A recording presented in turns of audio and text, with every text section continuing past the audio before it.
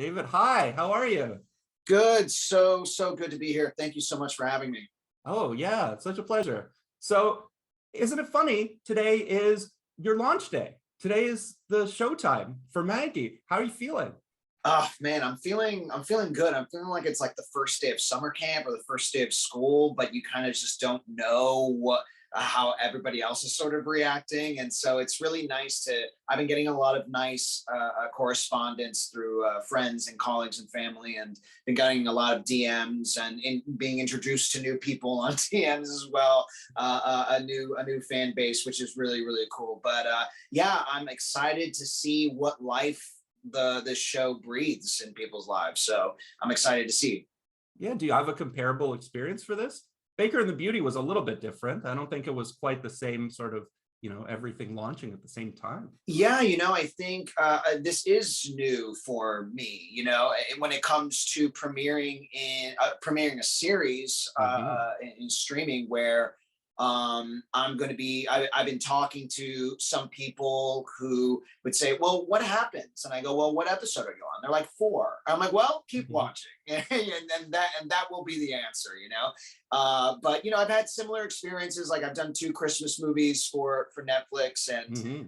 and that launched on the day, and to kind of get the sort of reception and the correspondence of people's thoughts and stuff. That's always really exciting, because especially in a series, you get to talk to people about the entire arc, right? We don't really get to speak about, oh well, wait till next week, I can't really tell you much, if you like that part.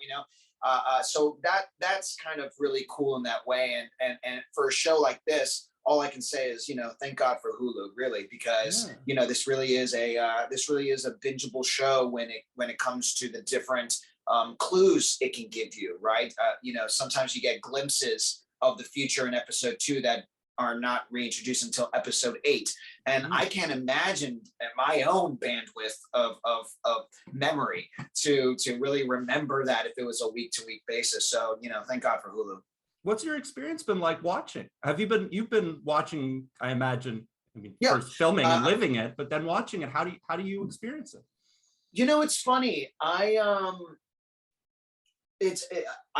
do watch my work, Mm. but I do kind of like watch it once when we get screeners. So Hulu sent us screeners about a couple of weeks back, so I kind of really finished it and kind of consumed it just a little bit. But it never really compares to the life that you're living on set at that moment, Mm. because you're kind of protected by music and editing, and like, Yeah. oh wait, that's I they use that reaction shot from take 2, but this is they kind of did out of order. However, it works with the streamline of the story. But I try to watch it as much as I can as an audience member. I try to Mm. watch it as just kind of getting really disconnected with my experience and really just surrendering to the story. And that's just kind of always nice. But I always turn to my wife and I go, oh my gosh, that day was so much fun. Or, oh Mm. man, this was improvised, this was actually written, this was a line that they gave us last minute, and all that stuff. And so that kind of stuff, that sort of play by play, is something that my wife and I really enjoy. And then we would kind of look at each other with our glass of wine, going, "Oh my goodness, so cute," that kind of thing. So experiencing it as an audience as much as I can, really. But then once I'm done, I'm done. I don't see it for the next couple of years. So, Yeah. Tell me about filming it. filming was absolutely fun. I mean, to be in the field, on in the Fox lot, where we would sort of get our ideas, complete our ideas, and then in the very next take, there's more ideas coming from the writers and creatives, right? And they're pitching us new lines that we have to say at that moment, that we had no time for preparation and no time for figuring out the why I say that, but we just kind of really jump in. That kind of environment, it kind of keeps you on your toes and kind of keeps you fired up in all cylinders. And going every day to so that sort of part of the work was really satisfying, especially when we all nail it. Like, that's really satisfying. And then working with Rebecca Rittenhouse, who plays Mhm. Maggie, and sort of the rest of the cast, but especially Rebecca, you know, with kind of balancing that will they, won't they rom-com part of the formula, right? And kind of figuring it out how we can make it fresh and also not giving everybody the answers, right? So we were kind of like, there were some takes where we were like, okay, we kind of fell in love a little bit too much that day. Let's take a little bit back and then let's find the balance. But we would say that to each other, right? And then there's some, you know, sometimes we'd get notes from creatives going, yeah, but you love her. I go, yeah, but do I at this moment? You know, like a lot of that balance, that sort of investigation Rebecca and I were kind of diving into. That was very satisfying and really great work as an actor, right? That we don't want to assume that the audience knows, and to give the audience the, you know, the honoring the intellectual, the sort of smartness of the audience, right? The intellectuality of the audience. Like we really wanted to honor that. Yeah, I'd seen Rebecca in Four Weddings and a Funeral, which also was for Hulu, and Handmaid's Tale also for Hulu too. You two have good chemistry, great chemistry, and good. You know, the banter, the back and forth, that part, it feels very lived in. Yeah, you know? thank so you. How do you go about establishing that?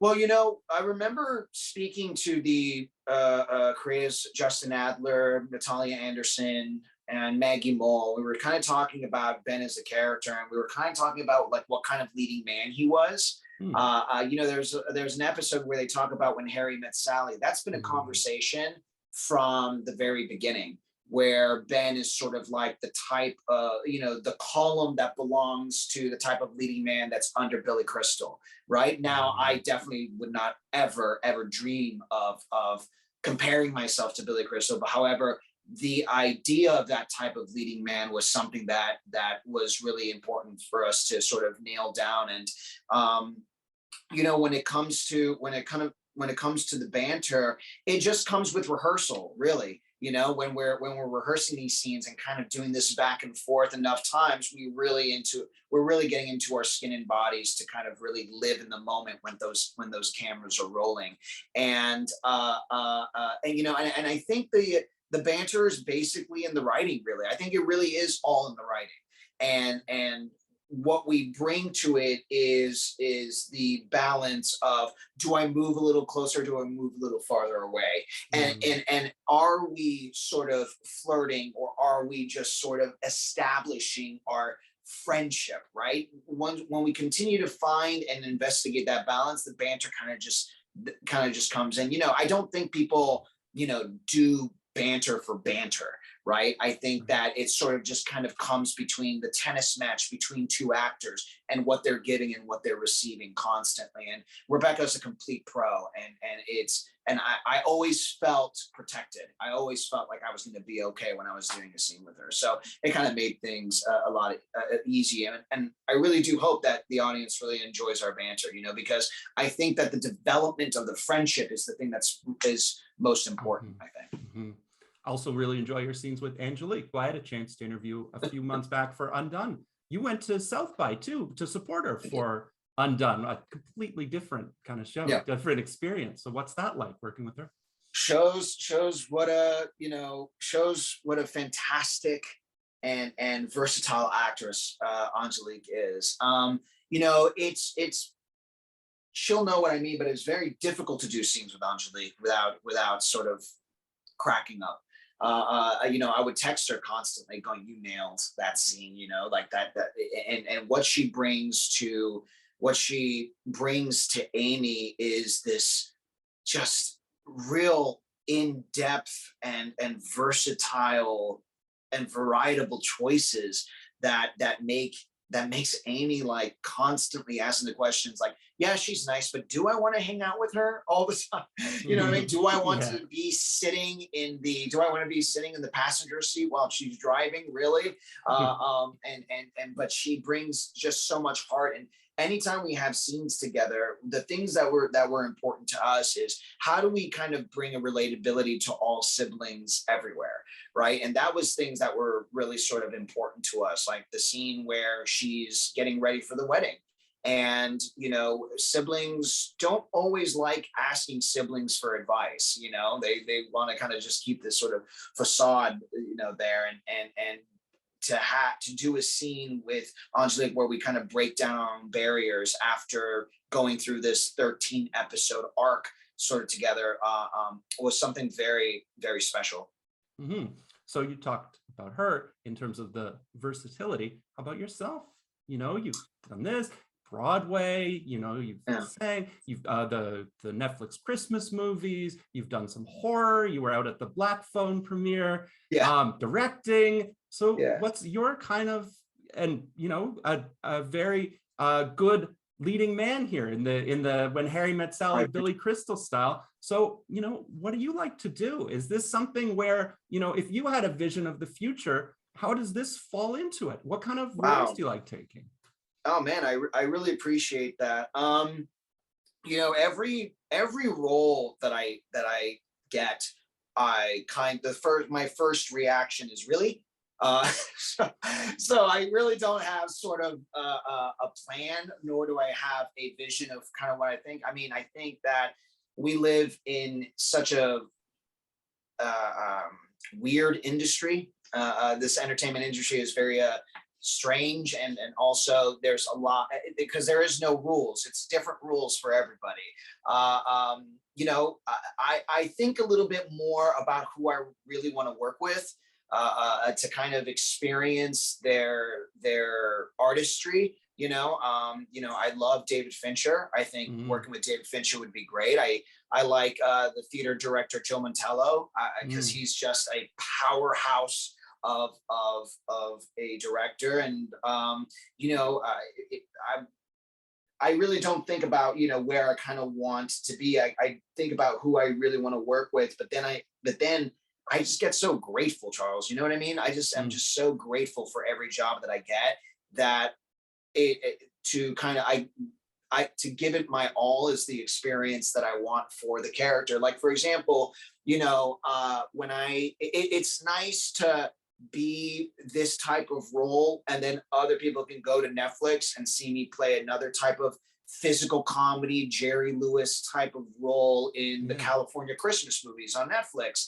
And then all of a sudden, if you don't blink, then you'll see me in Pitch Perfect and that kind of thing. And you know, I like the idea that people can't pin me in a certain type of role. And I think that's a goal that I've always wanted. And what I hope for the future, and what I can see, if I can see the future, what I would want, to answer your question, would be that there's not two roles that are the same.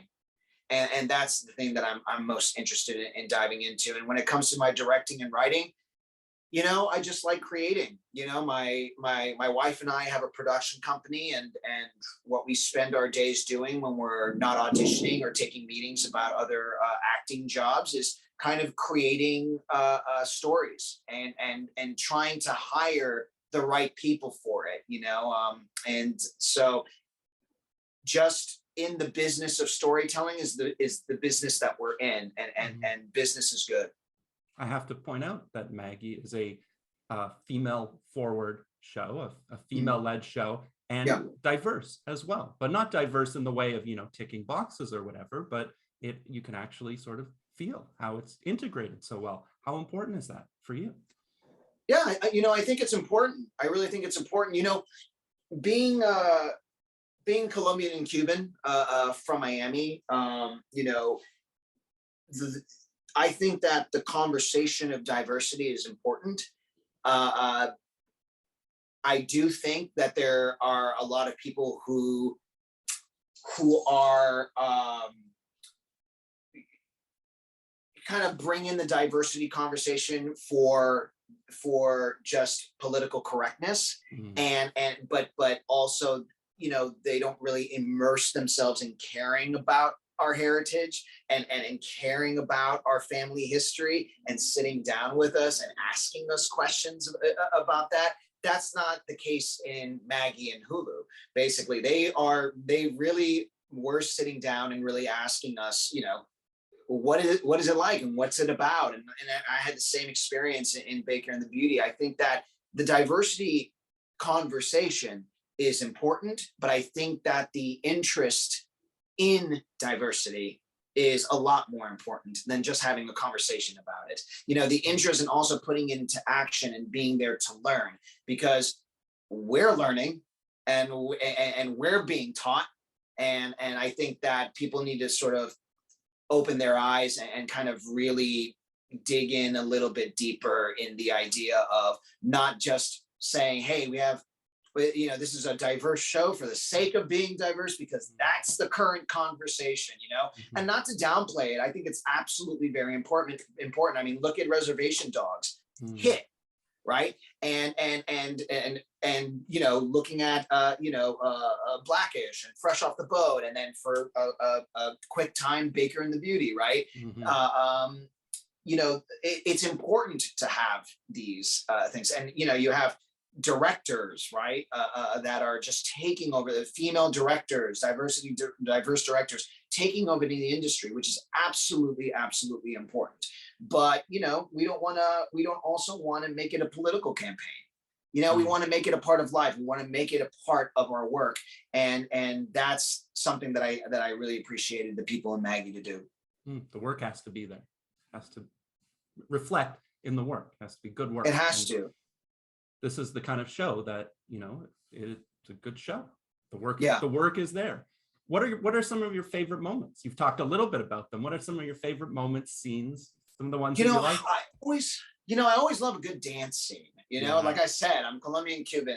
I have rhythm in my blood. You know, I kind of wake up wiggling my shoulders really a little bit. So I like the prom scene. You know, I like doing scenes in a suit. I like doing scenes that you know, because I'm not the one fitting. You know, I'm not the one kind of putting it together. Like, let me just drop the facade here. Like, I am not responsible for how good the suit looks or my hair or anything. That is just a fantastic team that does it, right? And I can never kind of get that way, but I really like the prom episode. You know, I like the way that it was edited. I like the way that of the story. I like that we got to see the origin between the relationship of Louise and Maggie and Angel. I thought that was just such a great episode. And let's see, other moments. Nicole Sakura, who plays Louise, directed this behind the scenes Britney Spears music video that she kind of told us all to kind of participate in. And I like doing little side projects within the project with the cast. So that was really fun. And I can't speak to it being public. However, she sent it to the whole cast and crew yesterday, and it was just absolutely hilarious. And kind of doing that was great. And then I guess another thing that I would say though, I love when the whole cast is together. I've always been a fan of just the ensemble work, because it gets a little rowdy, and it gets a little sort of like trying to remind each other, oh yeah, that's right, we're working, let's just calm down a little bit and let's get our job done. So I'm so in love with this cast, and anytime we have a chance to do a scene together with all of us, like the wedding scene at the end, you know, that's always a good time. Yeah, I was going to mention that, and I was trying to think that Britney Spears. I was saying, did I miss that? Where was that? I'm like, I watched it, but I hope it does become public. I hope we get to see that. Yeah, we'll see. It would have to be up to the director, Nicole herself. So we'll see. Yeah. So you're a movie guy. What have you been watching? Oh man, the way that I think is that watching a movie that I've never seen before is just as new a movie as watching Top Gun Maverick, right? And that for me, that's my cinephile code, right? And that's how I kind of get into sort of watching movies. I never think they're dated. Sometimes I do, but like I never think that I'm watching a dated movie. I'm just watching a new one, you know? But I'll tell you the ones that I'm currently watching. So I'm currently watching Wolfgang Petersen's The Perfect Storm, just brushing up and not even brushing up, just seeing it again, and you know, seeing the old George Clooney wiggle head, you know what I mean, smiling on the ground, and seeing where Mark Wahlberg's career was at that moment. You know, he was a star, but he wasn't an enterprise at that moment. Seeing Diane Lane before she got nominated for Unfaithful, you know, just kind of seeing where they're at. John C. Reilly, William Fichtner, John Hawkes, Rusty Schwimmer. It's, you know, that's why I kind of like seeing these movies. I'm kind of like, where are they in their trajectory of their career and how they're handling this movie right here. And then also seeing, you know, I am introducing my wife to Lost, so we're watching that again. And man, you thought you remembered stuff, you're watching it for the first time again. There are little moments that you remember and that's leading up to, but you're kind of like, yep, I'm a new audience member once again, and my mouth's agape. And then you kind of see, I mean, I think Lost was the sixth sense of television, right? Everyone tried to be sort of like, it was cliffhanger haven. And now everyone's just trying to be a cliffhanger right after that. But yeah, now also just reading as much as I can, writing as much as I can. But yeah, the movie I am currently watching right now is The Perfect Storm. Wow. I really like it. It's very, very sort of inside baseball about how you're looking at everyone's career arc and where they were and where they are now. Listen, you're watching like a real, like, not only a real cinephile, but like a real insider in that sense, to try and get everybody's career path. I think that's really cool. Well, this is, you know, I've always thought that this is my field, right? Yes. And it's, you know, I think that if, and I don't know much about sports, but I would imagine that the teams are watching other teams play. Sure, and yeah. seeing how they do, right? So I think that, and I also think that, you know, we steal from a lot of people, right? Yes. That I don't think I'm going to be, you know, to be sort of, if I want to have that versatility in my career, you know, I kind of want to watch as much as I can, so I can try to take as much as I can to kind of put into my to sort of my own sort of instrument here. But I, you know, again, I know a lot about only some things, and cinema is one of them. This was cool. I really liked what you had to say. I really appreciate your like really in-depth questions. I really appreciate that, and thanks again so much for your time.